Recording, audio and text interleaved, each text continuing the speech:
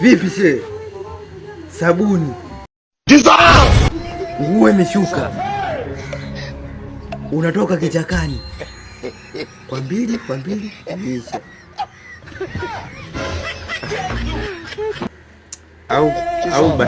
Au basi vipi? Mwezi mtukufu wa Ramadhani huu. Hamjaacha ujinga wenu. Hebu potea. Hao ndio wanahujumu uchumi hawa.